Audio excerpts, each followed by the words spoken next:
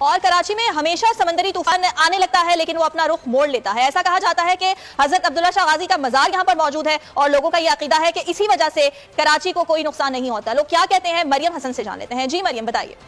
سمندری طوفان پپر جوائے کا سندھ سے ٹکرانے کا خطرہ برقرار ہے. سمندری طوفان اس وقت کراچی کے ساحل سے 450 جبکہ ٹھٹا کے ساحل سے تقریباً 430 کلومیٹر کے فاصلے پر موجود ہے. لیکن کراچی کے شہریوں کا ماننا یہ ہے کہ کراچی میں سمندری طوفان نہیں آئے گا اور اس کی وجہ اللہ کے ولی شاہ عبداللہ غازی کا مزار ہے. اس وقت ہمارے ساتھ ایک شخص موجود ہے, ہم ان سے بات کر لیتے ہیں. آپ بتائیے گا. ماننا کیا ہے, میرا کیا ماننا ہے, پوری دنیا مانتی ہے سرکار کے یہاں ان کی برکت سے جو بھی ایسے طوفانی حوالے سے یا اور بھی جو بھی ناگہانی آفات ہیں وہ سرکار کی یہاں موجودگی سے وہ ٹل جاتے ہیں, کیونکہ سرکار کی اگر دیکھا جائے تو وہ اس گھرانے سے تعلق رکھتے ہیں جن کے دعا کے لیے اگر ہاتھ اٹھ جائے تو بہت جو بڑی سے بڑی مطلب یہاں پہ جو آفات ہیں وہ ٹل جاتی ہیں. لیکن شہریوں کا یہی ماننا ہے کہ کراچی کا ساحل جو ہے رہے گا کیونکہ یہاں پر حضرت عبداللہ شاہ غازی کا مزار موجود ہے اور ان کی فضیلت اور برکت کی وجہ سے جو ہے. تو یہ سب کی سب کہانیاں میرے بھائی, کوئی کچھ نہیں کر سکتا. ہاں بعض اوقات شیاطین جو ہیں وہ انسانوں اور جنوں میں سے انسانوں کو وسوسے دلاتے ہیں کہ جی وہ تو یزید نے بھی کعبے پہ چڑھائی کی تھی تو اللہ نے کعبہ کیوں نہیں بچایا. اس لیے کہ اللہ نے کہیں یہ کہا ہی نہیں ہے کہ میں نے کعبہ بچانا ہے. اللہ نے تو آپ کو بقدر ایفرٹ چھوڑا ہوا ہے دنیا کے اندر. وہ تو نبی الاسلام کے بھی دانت مبارک شہید ہوئے ہیں. اللہ کا دعویٰ کہیں نہیں ہے. آپ کا بزرگوں کے بارے میں دعویٰ ہے کہ جی ڈیوٹیاں نے کراچی دی ڈیوٹی جیڑی ہے وہ اونا بزرگاں دی جیڑی سمندر دے کنارے نے جتھے ساری چرس پاؤڈر اتھے ہی وکدی ہے, اے ڈیوٹی لگی ہے جی. لاہور منو نہ پتا ہے سر, اپنے کول رکھو بوجھے چ, ٹھیک ہے. لاہور دے جس بزرگ دی ڈیوٹی لگی ہے سارے زنا دے اڈے سارے چرسی پاؤڈر اتھے کٹھے ہوندے نے تو اے ڈیوٹیاں لگی ہیں نے پھر کوئی کچھ نہیں.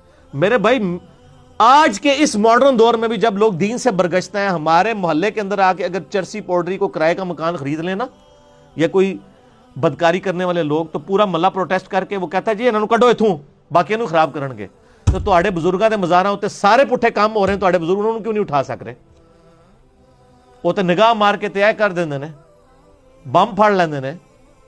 سب جھوٹ ہے میرے بھائی. اتنی ساری چیزیں ہونے کے بعد بھی اب تو آنکھیں کھل جانی چاہیے. کوئی کچھ نہیں کر سکتا کسی کے لیے, یہ ہر چیز اللہ کے قبضے میں ہے. اور پھر ایسے ایسے جھوٹ لکھے ہوئے ہیں کہ جی وہ امام شافعی رحمۃ اللہ علیہ کے پاس ایک یہودی آیا, اس نے کہا جی میں مناظرہ کرنا ہے تواڈے نال. انہوں نے کہا ایک منٹ رک جاؤ نا, مسلح جناب سمندر دے کنارے, اچھا سارے نماز بھی دریاواں دے کنارے تے سمندراں دے کنارے پڑھتے ہیں. ایویں جھوٹ ماریا امام شافعی اتنے. امام شافعی بھی زندہ ہوندے تے روندے انہاں نوں کہ کی اللہ بندو کہانیاں کرا رہے ہو میرے بارے.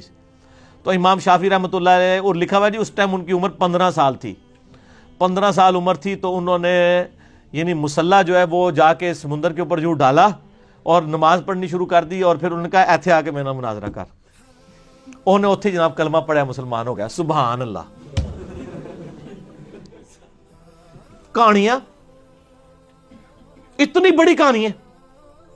اور میرے بھائیوں میں نے آپ لوگوں کو کئی بار بتایا کہ حضرت معاویہ رضی اللہ تعالیٰ عنہ جب حضرت عمر کے دور میں گورنر بنے تو رومن امپائر کے ساتھ جنگیں جاری رہتی تھیں, تو وہ سمندروں میں ان کی بہت بڑی یعنی آرمی موجود تھی, بڑے بڑے بحری جہاز تھے. تو حضرت معاویہ نے حضرت عمر کو خط لکھا کہ آپ مجھے اجازت دیں میں بھی ایک بحری بیڑا تیار کروں ان عیسائیوں کے ساتھ مقابلے کے لیے, ہمارے پاس بھی ریزروڈ اپنی نیوی ہونی چاہیے.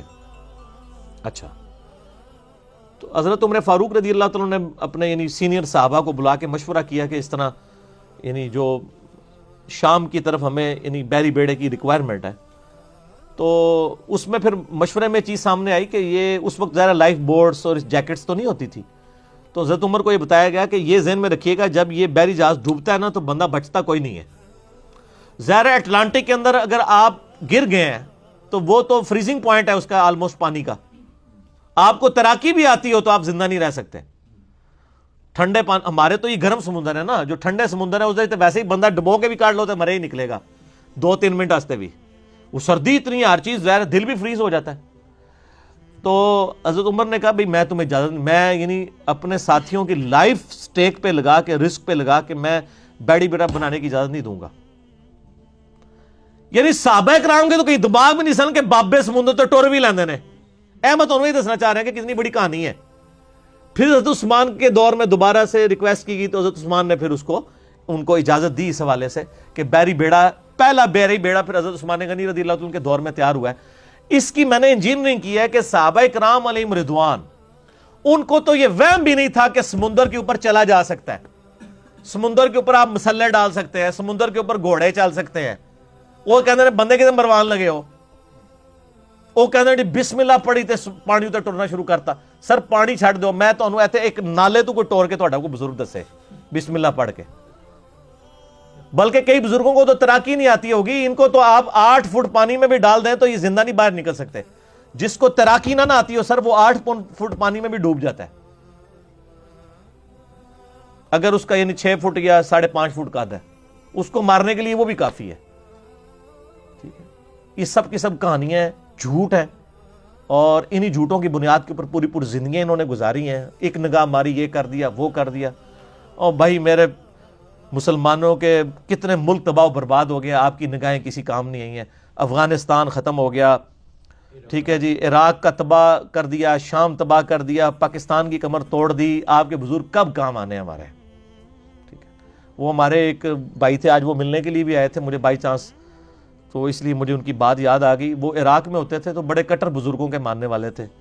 جب وہ عراق والی وہ جب کویت والا معاملہ ہوا, امریکہ کی وار شروع ہوئی, تو وہاں تو بڑے بڑے بزرگوں کے مزار بھی آپ کو پتہ ہے وہ بمباری میں شہید تو نہیں کہاں گے سی, شہید تو ہوندی کوئی شے حلال ہوئے, جڑی حرام شے وہ تو نہیں شہید ہوندی. صحیح مسلم میں حدیث ہے, نبی علیہ السلام نے منع فرمایا قبروں پہ عمارت بنانے سے.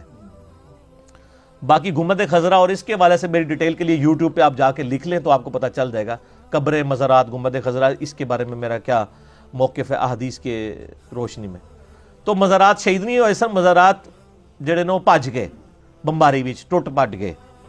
اچھا, وہ کہتا ہے میں ادھر سوچنے لگا کہ ہم پاکستان میں ان بزرگوں کو پکار رہے ہوتے ہیں اور یہ بزرگ اپنے مزار نہیں بچا پا رہے, اسے اتنی دور انہاں نوں پکار رہے ہونے ہیں, انہاں دے کول سارے بم پے, نہ بندے بچے نہ مزار بچے. تو اس چیز نے اللہ نے ان کو ہدایت دے دی. ٹھیک ہے, یہ میرے بھائی اللہ تبارک و تعالیٰ کے معاملات ہیں. اللہ تعالیٰ نے دنیا کو بقدرے ایفرٹ جوڑا ہوا ہے. یہاں پہ جو بندہ کوشش کرے گا اسی کے ساتھ معاملات جس طریقے سے ہوں گے, آپ نے فزیکل فنامنا کو ساتھ لے کے چلنا ہے.